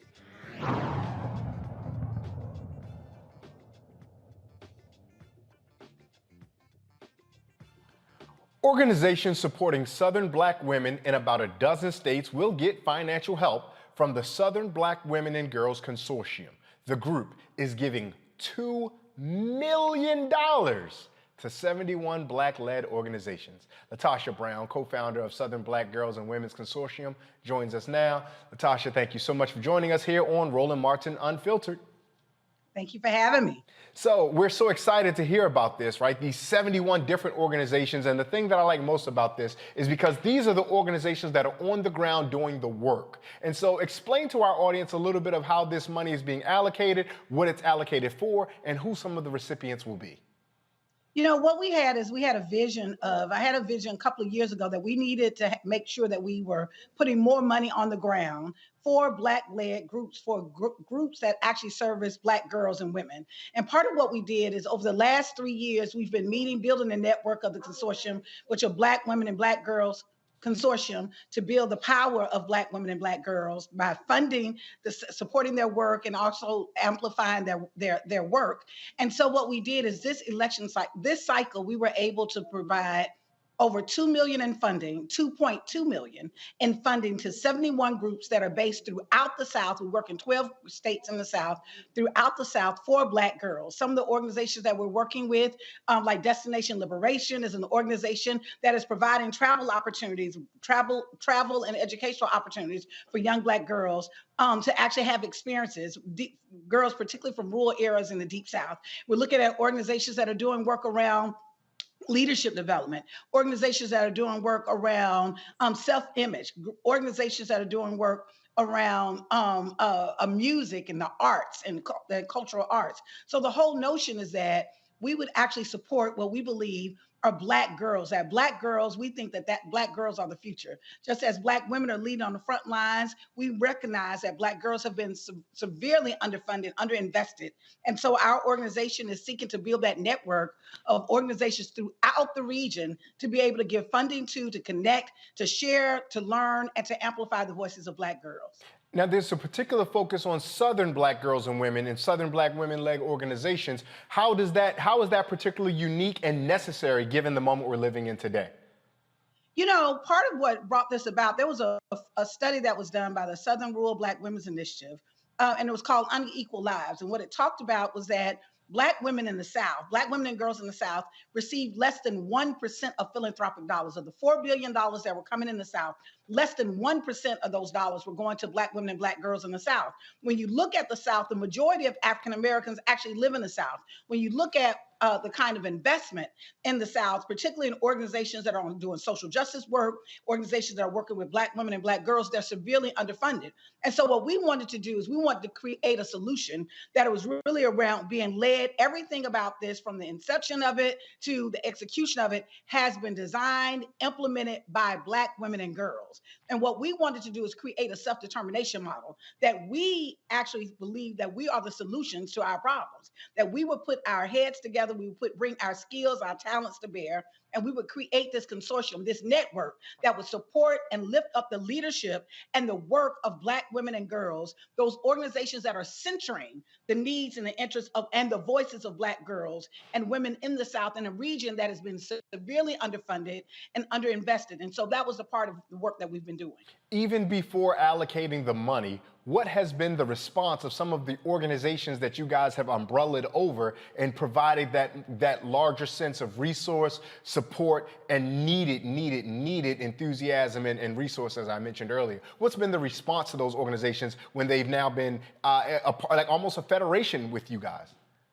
You know, we have been honored. We have learned so much. We see this as a village. We see this as what we wanted to do is we wanted to shift this paradigm of this grantee-grantor relationship that philanthropy has, and we think in many ways is very exploitive, that philanthropy usually approaches these issues as the philanthropy knows what's best, and they've got to find, and then the organizations or groups have to show that they're worthy enough to get the investment. We actually want to reverse that. What we wanted to do is to make sure that we were providing resources, but that we were co-thinking about it, that we set our priorities, not in a vacuum, not in an office in New York or Atlanta somewhere, but in community. So what we did is for almost 18 months, we went all around the region. We had convenings of listening sessions with Black girls and women, and we talked to Black girls. We had two questions. The first question was, what is a Black girl's dream? What is your dream? And the second thing is, what is needed to make that dream, to support that dream from manifesting, right? And so as a result, we created our programs. We have 4 funds. Our fund that we've launched that this comes out of is called the Black Girl Dream Fund. The whole purpose of this fund is to support the dreams and support an environment, those organizations that are working to have an environment so that Black girls, Southern Black girls' dreams can come true.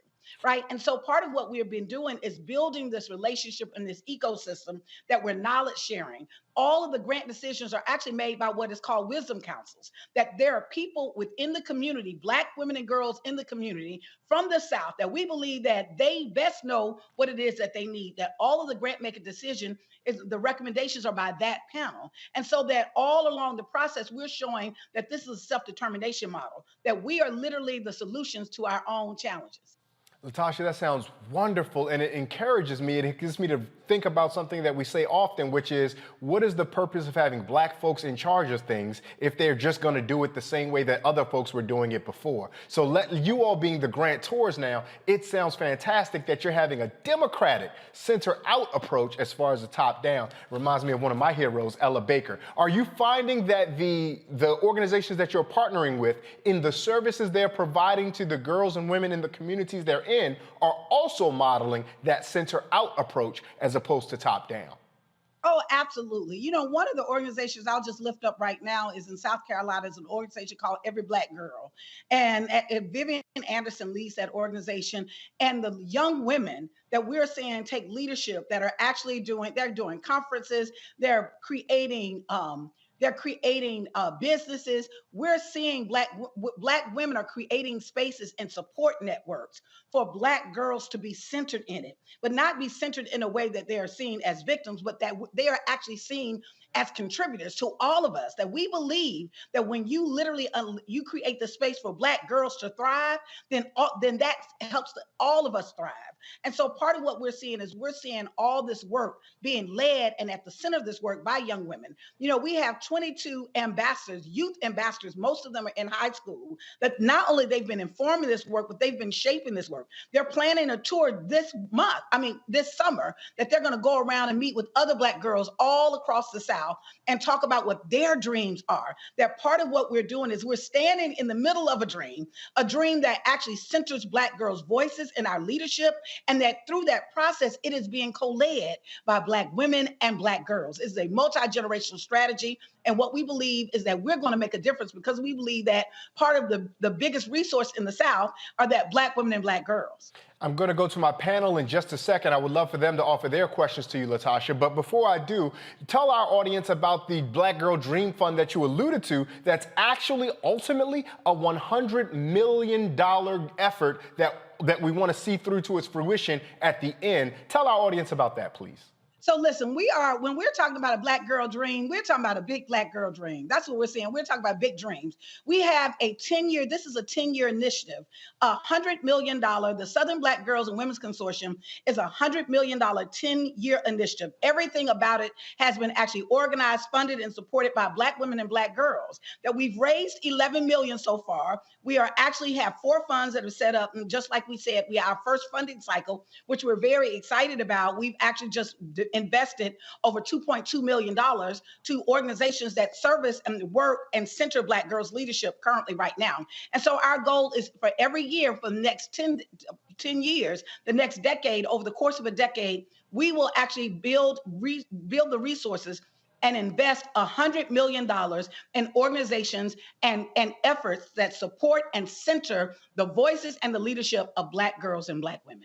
Well, we're going to start the questions on our panel with our Black woman here. Kelly, go right ahead. Thank you. First and foremost, I've been a fan of Latasha for years now, especially when it comes to Black Voters Matter. So it's an honor to be speaking with you again. My question for you regarding this initiative is, while I know that these organizations are vast in their missions and their causes in their respective states and communities, is there, outside of money, of course, is there a common dream or a common denominator that these Black girls, these Southern Black girls, want to see to fruition? And how has your organization, how has this fund helped propel those dreams? Thank you for asking that question. I want people to understand that we actually are a consortium. A fund is, we've got these 4 funds that are actually a part of the work. That's part of the resource and investment work. But what we see is we see this as a larger network of organizations, of thought leaders, of women and girls who are coming together to figure out how can we address not only our problems, but how can we actually contribute and use our skills. And so part of what has happened, I talked about, we did these listening sessions for about 18 months, but since that time, we've done a number of things that not just around money, but we've done a number of things to support Black women and Black girls. One of the things that we did is during COVID, we recognized that many organizations that had been supporting Black girls were actually very vulnerable in that minute, very vulnerable out of COVID. And that many of them, what we also saw, and we were hearing from our partners on the ground, that there was an increase in domestic violence. There was an increase in what people were going through at home. Home is not a safe place for many folks. And that girls were actually saying that they needed outlets, they needed space. Some of them were also talking about how they were depressed because of COVID. And so we created a special opportunity, which was to provide some support for those organizations that were on the front lines, that to be able in COVID, that some of this extra demand for them to actually support Black girls, that we would actually support them, not just connect them with resources, but also provide them with funding directly. In addition to that, we've also been developing leadership pipelines. We wanted to demonstrate that it's not just about centering, just objectifying girls, that we needed to create spaces that we can pour into Black girls. And so one of the things we had is we had a Black Girls Table Talk, where we literally brought experts in the subjects that Black girls decided that they wanted to learn more, whether it was around self-esteem, whether it's around how you develop a plan, how you even put together a business, all of those different elements. We had people like Anjanou Ellis, the actress Anjanou Ellis, to come up and talk about her journey, to be able to bring these young women with other Southern women who have actually broken barriers. In addition to that, one of the things that we did is we actually had a dream corps where there were 58 Black girls who said that they had a dream, and that in their dream, that they had a particular kind of goal as part of their long-term dream. They had a short-term goal of what they wanted to do. Some of them talked about what they felt, and where there was a common denominator is Black girls wanted to feel like they were seen, that they were seen in a way that they were respected and they were valued. Over and over and over again, that's what we heard, that they wanted to be respected, they wanted to be valued, they wanted their ideas to be supported. And so as a result of this Dream Corps initiative that we did, we had almost 70 girls that we actually put an investment seed in their dreams. We also put them with a coach. They had a team. We had a dream coach, and they had a support network so that they actually could develop a plan of what they wanted to do to actually meet this particular goal as part of their larger dreams. In addition to that, ongoing, what was really interesting is when we first started, we hired an evaluation team of Black women. who did an evaluation to actually identify some of the things that Black girls said that they wanted. What was really interesting is that many of the Black girls overwhelmingly were concerned not just about themselves, but they were concerned about their family, the economic stress on their family. And one of the number one issues that kept coming up, ironically, which was actually surprising to me, was around healthcare. There was a lot of anxiety with Black girls around healthcare and stress, and how their family, how medical issues had impacted their families and had impacted them personally. And so another thing that kept coming up is they wanted expanded experiences. They wanted to be able to try new things. They wanted to be able to travel. And so those are some things that came up in our work. Absolutely. Michael, go ahead. All right, Latasha, thanks for sharing this with us. And between Black Voters Matter and this, I don't know where you find all the time to do all this work, but this is excellent. I know one of your new grantee partners is Brown Girls Read from Spartanburg, South Carolina, and they deal with literacy and making African American girls lifelong readers, things like this, and connect this to leadership skills. Can you talk about the importance of literacy, comprehension? And one of the reasons why that organization was created was because it was driven by the 2019 Nation Report Card from the National Assessment of Educational Progress. Can you talk about that? Absolutely. You know, I'm so glad. We are so proud of the work and so proud to be partnering with them, because at the end of the day, part of what they're doing is shifting the culture, that we're saying that it is cool to be smart. It is that we are literally, not only are our Black girls fly, right? Not only Black girls got flavor and spice, but we are brilliant, that we have that literally we would take the space to be able to understand that many of them know that the foundation of education, that there has economic benefits in that.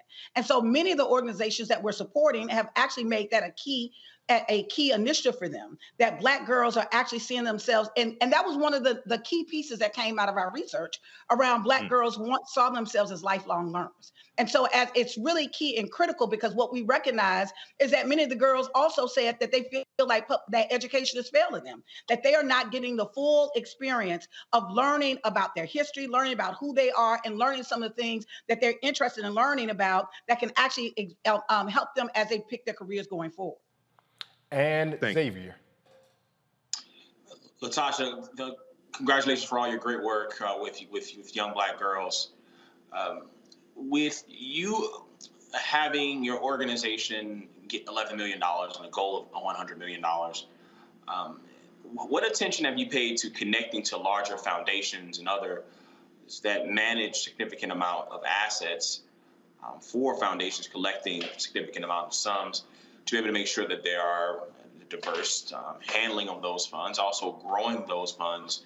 So it's just beyond the not just the donations that you're taking in, but also creating a pathway of wealth and revenue for the organization to continue to succeed and continue to thrive and able to support those businesses and those dreams of those young ladies as you continue to carry out your mission.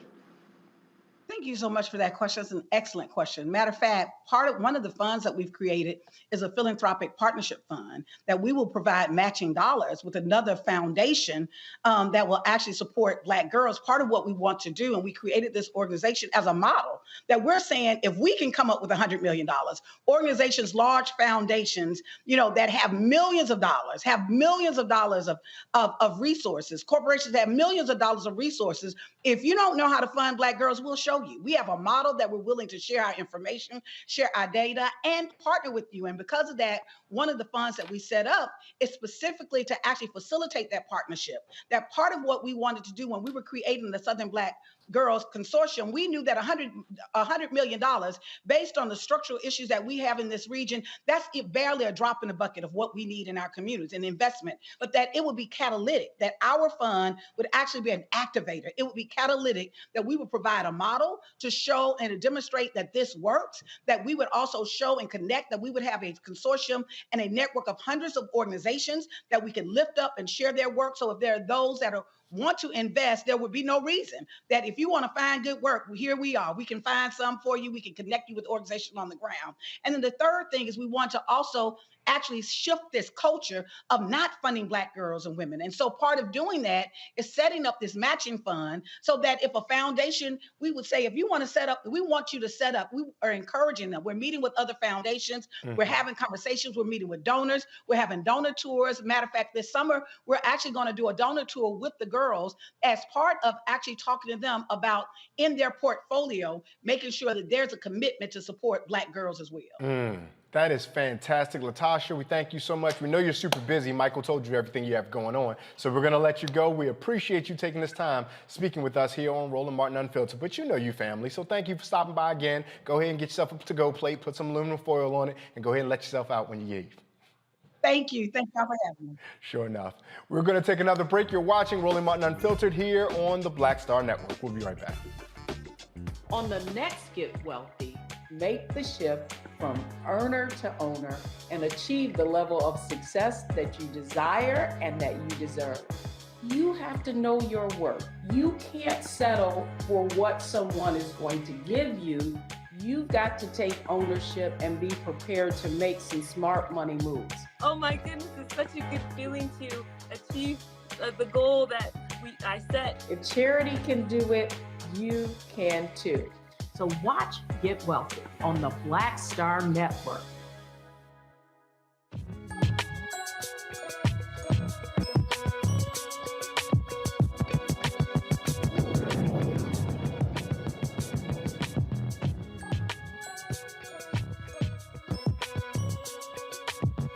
It's Black History Month, yet our children are still reading from textbooks that do not feature people that look like them or celebrate the achievements of our people. Well, B is for Black Brilliance wants to empower young minds and educators with books and materials that amplify the genius of the Black community. B is for Black Brilliance celebrates Black history and shines a light on the greatness in upcoming generations. Founder and CEO of Black Brilliance, Shauna Wells, joins me now. Shauna, thank you so much for making time. Tell us a little bit about the book and about what you hope it stimulates in young Black readers. Hey, thanks for having me. It's good to be here. Listen, the book is an agitation tool. It's an opportunity to have a conversation about Black brilliance, right? But it's just a book. And we cannot be confined to the pages of this book or, frankly, to Black History Month, right? We need to celebrate our brilliance 365 days a year, 12 months of the year, right? And so we hope that B is for Black Brilliance is an opportunity to start a conversation between students, between kids, between caregivers, and between their teachers to start talking about and reclaim the narrative of Blackness in this country. The reality is, this country wasn't built for us. And so the narrative that's been taught about us time and time again has been limited. And we represent a more robust narrative, one that centers our brilliance, centers our genius, and allows us to heal and the next generation to set themselves up to really build lives of abundance and to build new legacies of what it means to be Black in this country. Now, Shauna, that sounds fantastic, and all of us here are excited about that, but we know that we've been getting pushback in all kinds of ways from those adversaries who, to your point, don't want to support us and are anti-Black. What is the anticipated response for those folks who undoubtedly will say, if there's a book that says B is for Black Brilliance, where's the W is for White Brilliance book? Yeah, listen, they're out there. People are going to say those things. What we have to do is stop the narrative, stop giving in to the oppressive statements from people, from our haters, right? We have to be able to reply with, listen, we have been in big and small ways part of the fabric of this country for a long time.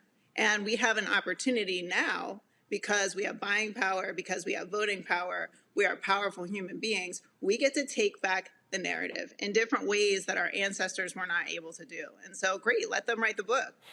And let's keep writing our own, and let's keep talking about and centering our stories over and over and over again to rebuild and to take the opportunity to be ourselves, our authentic and true selves. What are some of the ways that you guys aggregate or determine which authors and creators that you want to really amplify and magnify the work for these various illustrations and books? Hey, listen, we're just getting started, right? So this book is an opportunity to highlight a fully Black team that wrote a book together. That is very rare in the industry. In fact, 81% of editors and publishers out there identify as white, which is alarming considering that they're making decisions about what goes in front of our children, right? So the first step is to make a decision that, hey, we want to come together and want to tell different stories. And the book is just 26 individuals. We're just getting started. We have opportunities to highlight artists, to highlight poets, to highlight musicians that haven't been able to be in the mainstream, not because they're not talented, but because they don't have access to the resources that the industry resources that are out there, right? So we're making moves and we're having conversations with people that aren't known, right? We want to talk to the unknown artist, to the unknown illustrator, to the unknown author, to try and get their work out there and to amplify it. Now, we are about excellence, don't get me wrong. Like, we have to have this conversation in an excellent way. And so I'm an educator. I have a team of educators that helps us figure out what do we want to put in front of our kids over and over and over again so that we can be able to embrace fully our brilliance. Well, I'm going to go to the panel in just a second, but one more question for you, just because you said something and it really stuck with me. So how do you make the decisions as what should be put in front of our children? Because there's going to be a lot of folks, even within our community, who may have agreements or disagreements about what they think is the vital or essential evidence of Black brilliance and how it should be communicated to our children. Listen, like this is going to be tough, right? Because it's not been done before in the way that we envision it, right? So first and foremost, we are building a set of criteria that we look at to make decisions about what we put in front of people, what gets airtime and what doesn't. But the other thing is that we are not a monolith. Our stories need to be told in very complex and robust ways. So this is not just me making a decision. This is our team comes together to make decisions about what we put in front of our children. And hopefully we're able to bust this thing out, right? Like, we need to be able to have that 81% number. We have to tackle it and say, hey, listen, we're here, we're gonna make a decision, and we're gonna talk about how we talk about and reclaim our history and our future. Xavier, a question for Shauna Wells? Shauna, thank you for being an aggregator of Black excellence. You said that your healing journey consisted of searching and finding Black excellence, and it spurs you on to create this project. How do you seek to duplicate the healing you receive from finding affirmations of the brilliance of Black expression and Black exceptionalism? And how do you get to plant that into those who intersect with all the different artists that you find and collect and pass on that passion? That can be healing, be a balm to the soul of people that are seeking to put together the pieces of a broken America to create a better future that we contribute more and more and more to the fullness and the richness of our expression. Ooh, I love this question. I love this question. You are exactly right. This was a healing journey, right? As I started to look for the names of people that had gone undiscovered, untalked about, this whole new world unearthed to me and caused me to get in touch with my ancestors, caused me to have conversations with myself about what I believe and the oppressions that I had accepted from the culture that surrounds us. Listen, we have to disrupt this narrative, right? And we have to challenge ourselves to accept and expect different. So here we are in Black History Month. I see us all celebrating. This is one of my favorite months of the year. But as I started to think about the term Black History Month, I said, nah, I'm not here for it. Like, we have to talk about Black Brilliance Month, and then we need to continue the conversation. And as Black people, as Black creators, we have to stop accepting that we are limited to 1 month or one shelf in a big box store, right? We have to start demanding and expecting that people will recognize our brilliance. So how do we continue to heal? We have conversations with one another. We start at a young age with our kids at 0, talking to them about how brilliant they are, how they can evolve the narrative that's been told, and how they can change and really dictate the future and have different seeds than we all had, right? This generation, it's our job to be activists on mindset, right? Not just in the streets, but on mindset, so that the next generation has the framework they need to build out their abundant lives. Michael. Ashe. Yes. I'm sorry. I didn't want to step on you there, Xavier. My apologies. Michael, your question. All right. Hey, Shauna, this is great. B is for Black Brilliance. So, in reading the article from Medium.com, you talked about how you searched on Google. You did 197 searches. You were trying to find African American inventors and things like this. And you kept coming up with the same 10 names from the Google search. Okay. And can you talk about that process and how that search led to this book? Yeah, I can. So here's the thing, like we all know the names that I found, right? Every Black History Month in schools, and when we talk about Black narratives, we talk about the same people over and over again. Deep respect to the struggle that our ancestors went through, right?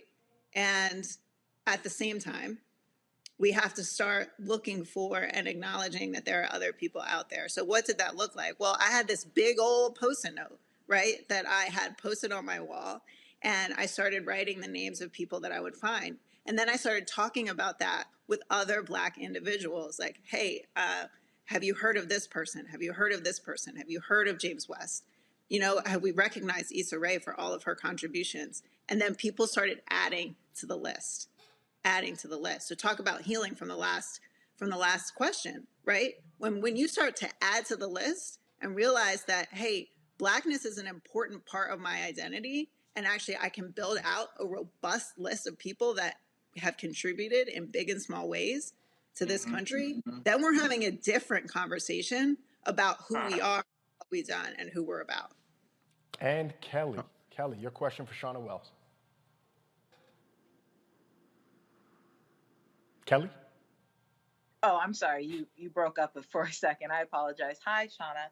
Hey, Kelly. I'm looking on your website right now, and it says regarding your values that one of them is about inclusion and accountability. And I kind of wanted you to expound upon that a little bit, because as wonderful and robust as many people have tried to make Black History Month and Blackness in general, I still see a sense of monolithic visions when it comes to things like that, such as, you know, narrowing the scope of religion regarding Christianity, narrowing how we see LGBT plus Black people in our communities, how I still see others othering them, if that makes any sense. Can you talk about how you are bringing everybody and everything regarding Blackness into the fold, so that it doesn't feel like, even though what you've done is so diverse, it still, in a sense, could be monolithic? Yes. This is the critical nature of this movement, right? Like, we have got to get better at having conversations about the robust narrative of what it means to be Black in this country and beyond it. So I'll tell you about the struggle that I had as I was writing this book. I had so many people trying to talk to me about the Black experience in America.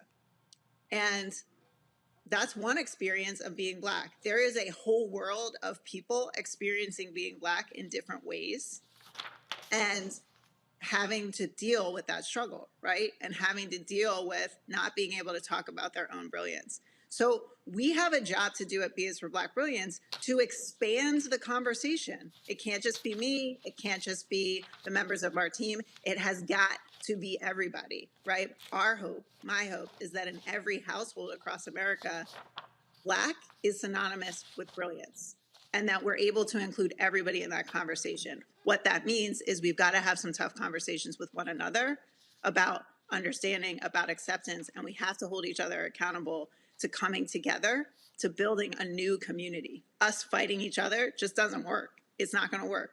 We have got to come together to have a conversation about what it means to change mindset around brilliance and Blackness. Shauna, that sounds fantastic. Tell folks where they can find and or follow you to make sure they get all they need to know from what is your work. Yes. Yeah, come see us at bisforblackbrilliance.com. We're just getting started. You can also follow us on Instagram, on Facebook, and on LinkedIn at B is for Black Brilliance. And it has been so nice to have this conversation. Thanks for pushing me as I had it with you.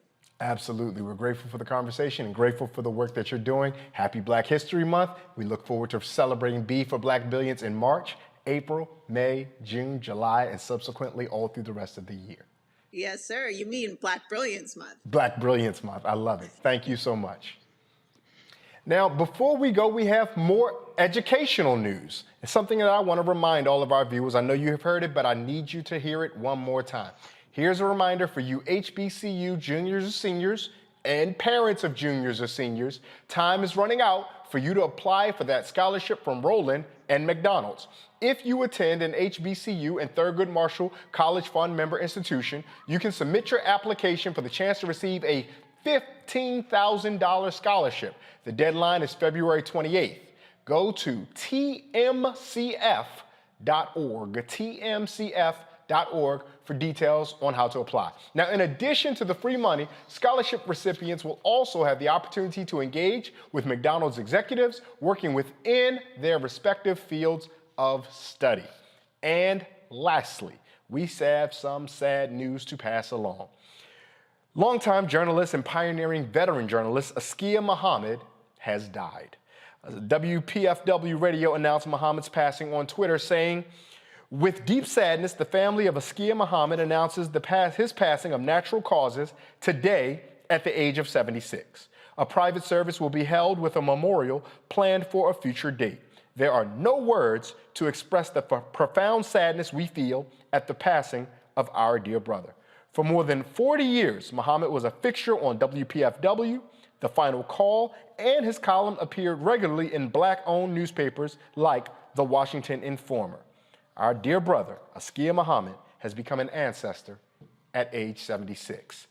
On a personal note, I first met Askia at the opportunity during Roland's show when we were over on TV1 at News One Now. He was kind, gentle, caring, and encouraging of a young know-it-all journalist who quite honestly knew nothing.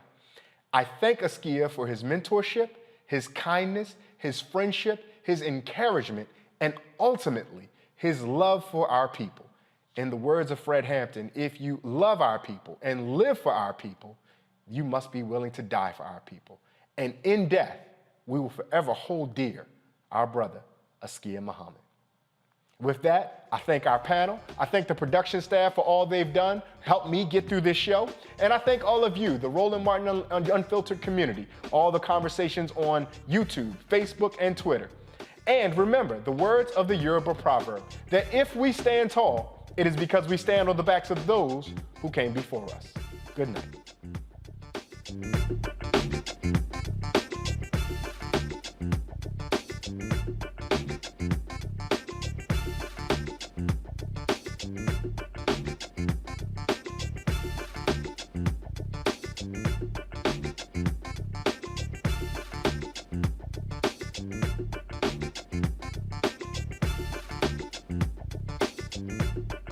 Martin!